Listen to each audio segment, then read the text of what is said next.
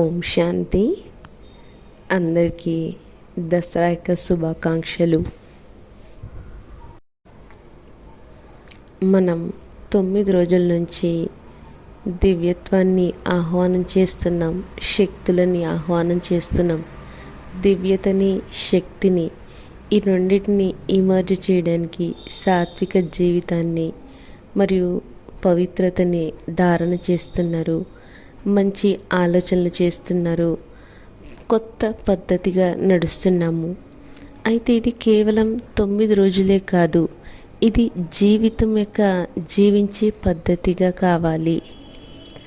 ఆత్మలో దివ్యత్వాన్ని మరియు పవర్స్ని ఇమర్జ్ చేసుకోవాలి. ఈ పవిత్రత 9 రోజులే ఎందుకు? ఈ సాత్వికత 9 రోజులే ఎందుకు? జాగరణ 9 రోజులే ఎందుకు? ఇది కేవలం రిమైండర్. ఈ ఫెస్టివల్స్ అనేటివి మనని జాగృతి చేస్తాయి. జీవితంలో ఈ సాత్వికత, పవిత్రత అనేది ఎల్లప్పటికీ వచ్చినట్లయితే, పద్ధతిగా ఉన్నట్లయితే రావణుడు ఎల్లప్పటి కోసం మన నుంచి మరణిస్తాడు.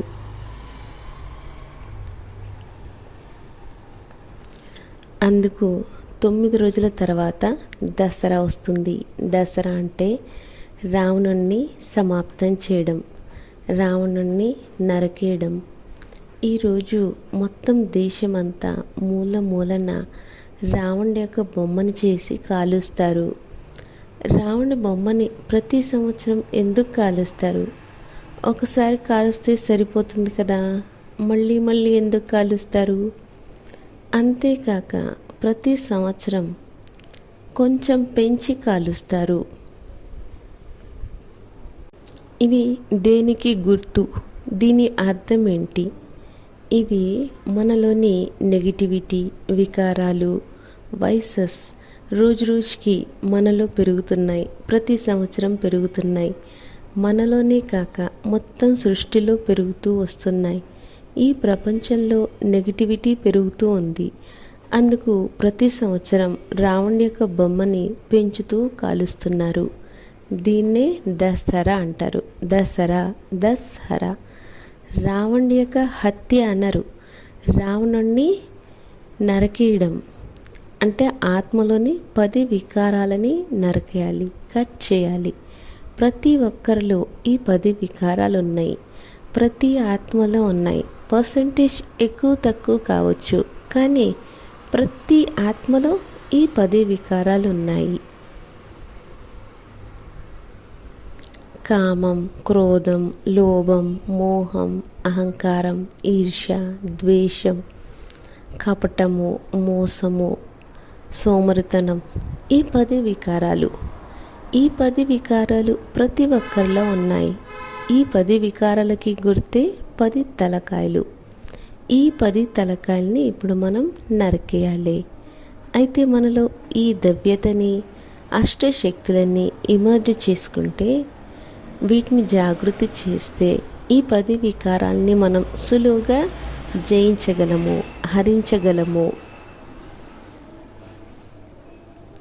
మరేం చూపిస్తారు? రాముల వారు రావణుడి యొక్క తలకాయ నరికేస్తే మళ్ళీ అతుక్కుంటుంది. ఇది మనకేం నేర్పిస్తుంది? మనం ఒక్కొక్క వికారాన్ని నరకేయడం కాదు, ఒక వికారాన్ని నరికేస్తే మళ్ళీ ఇంకో వికారం వస్తుంది, మళ్ళీ వస్తుంది. అయితే ఒక్కొక్క వికారాన్ని నరకేయడం కాదు, ఇవన్నిటికీ మూలం ఏంటి? రూట్ ఏంటి? Body consciousness. ఆ రూట్ని తొలగించాలి, నరికేయాలి.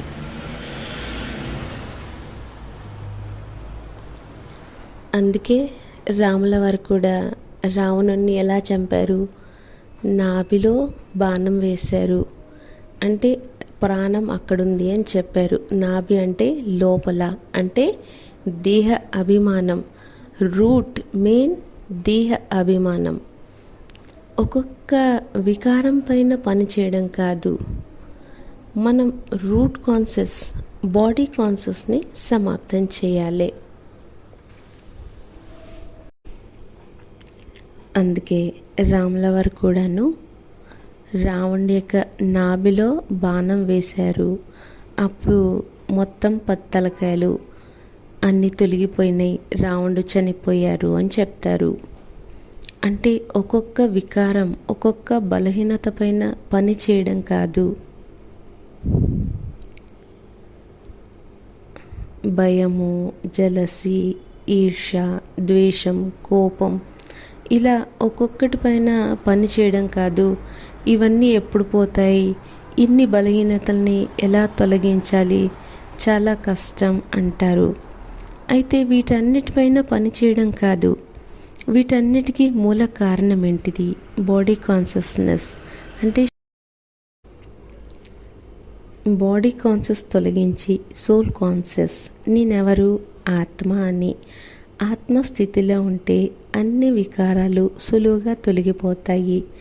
అందుకు ఈ ఆత్మిక జ్ఞానాన్ని విని పరమాత్మను తెలుసుకొని పరమాత్మని గుర్తు చేస్తూ మనలోని శక్తులని మేలుకొల్పుకున్నట్లయితే స్వతహా ఈ 10 వికారాలు తొలగిపోతాయి.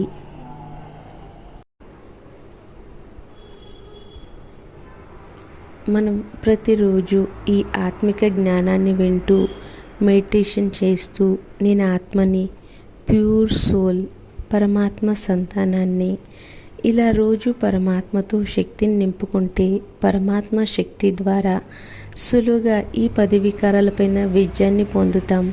మనకు తెలియదు కూడా, అరే ఈ వికారం ఎలా తొలగిపోయింది, ఎంత పాతది ఎలా తొలగిపోయింది అంటే ఆత్మిక స్థితి యొక్క ప్రాక్టీస్ తోటి ఇది తొలగిపోతుంది. ఈ ఆత్మిక స్థితి ద్వారా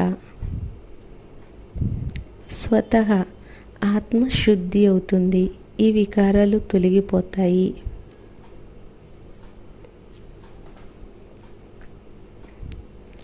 ఏం చూపిస్తారు?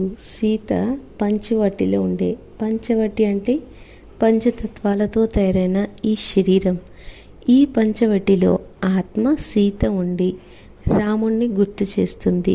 నేను ఆత్మ సీత, ఈ పంచతత్వాలని శరీరంలో ఉన్న ఈ ఆత్మ ఇప్పుడు పరమాత్మని గుర్తు చేస్తుంది, పరమాత్మ రాముణ్ణి.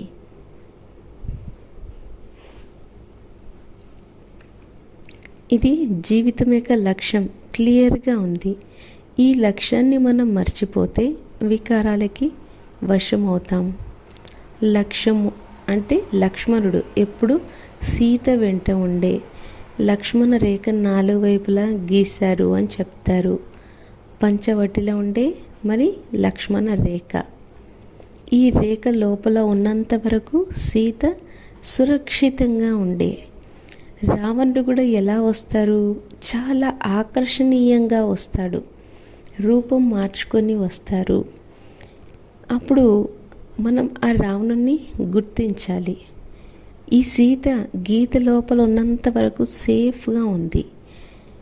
రావణుడు గీత లోపలికి రాలేరు, సీతనే గీత దాటి వెళుతుంది. అంటే ఈ యొక్క వికారాలు కూడా చాలా అందమైన రూపంలో, ఆకర్షణీయ రూపంలో వస్తాయి. ఈ వికారాలకి మనం వశమైనప్పుడు రావణుడికి వశమవుతాం. ఆత్మ వికారాలకి ఆకర్షితమై గీత దాటింది అంటే గీత బయటికి వెళ్ళగానే రావణుడు సీతని పట్టుకుంటాడు. అలా మన మర్యాదని గీత లోపల, ఇంటి మర్యాద, దేశ మర్యాద, ఆత్మ మర్యాద ఈ లోపల ఉంటే సేఫ్గా ఉంటాం.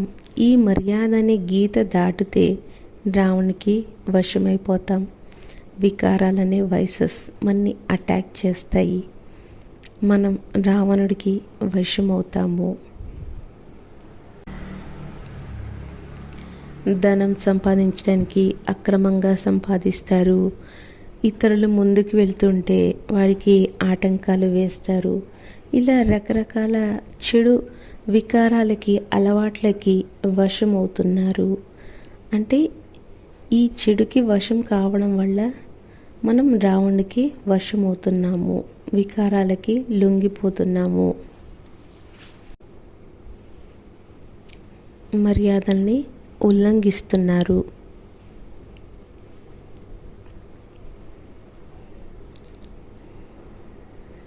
సీత ఈ వికారాలకి వశమైపోయి దుఃఖం బాధ అనుభవిస్తున్నప్పుడు రాముణ్ణి పిలుస్తుంది.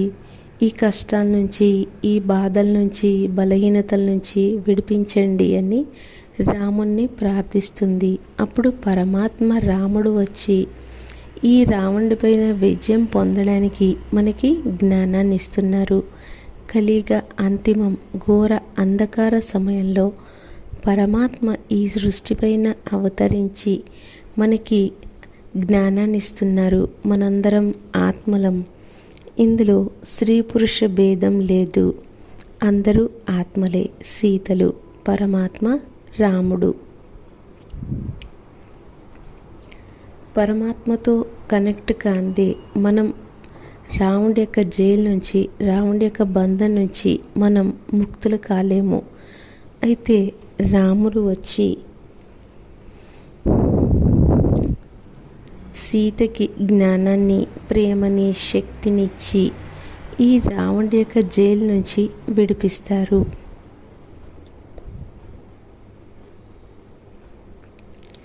అయితే మనందరం కలిసి ఇప్పుడు 9 రోజులు సాత్విక జీవితాన్ని గడిపాము. దీన్ని ఇక్కడే స్టాప్ చేయకుండా దీన్ని మన జీవితం యొక్క పద్ధతిగా చేసుకుందాము.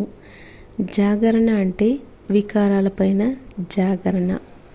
మనకి జీవితంలో పవిత్రత, జ్ఞాన యోగాల ధారణ, పరమాత్మతో సంబంధం, లైఫ్ యొక్క పర్పస్ స్పష్టంగా ఉంది. మరి మర్యాద అనే రేఖ లోపల ఉందాము. పరమాత్మ జ్ఞానాన్ని వింటూ ఈ 8 శక్తులని మనలో ఇమర్జ్ చేసుకొని ఈ 10 వికారాలని, 10 తలకాయల్ని పూర్తిగా సమాప్తం చేద్దాము. అంటే దేహ భ్రాంతిని పూర్తిగా తొలగిద్దాము. ముందు నవరాత్రులు, తర్వాత దసరా. రావణుడు మరణిస్తే మనకి జీవితంలో దీపావళి వస్తుంది. జీవితంలో సాత్వికత రావడము మరియు వికారాలు సమాప్తమవుతే జీవితం సత్యుగిగా అవుతుంది. అయితే మన జీవితంలోనే దీపావళి కాదు, మొత్తం సృష్టిలోనే దీపావళి వస్తుంది.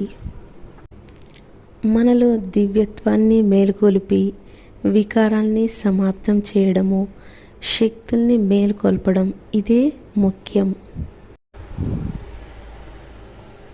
ఇదొక్కటే పద్ధతి మనం ఈ ప్రపంచంలో సత్యుగాన్ని తీసుకురావడానికి. అయితే మనందరం కలిసి ఈ సృష్టిలో సత్యుగాన్ని తీసుకొద్దాము. అందరికీ దసరా యొక్క చాలా చాలా శుభాకాంక్షలు. ఓం శాంతి.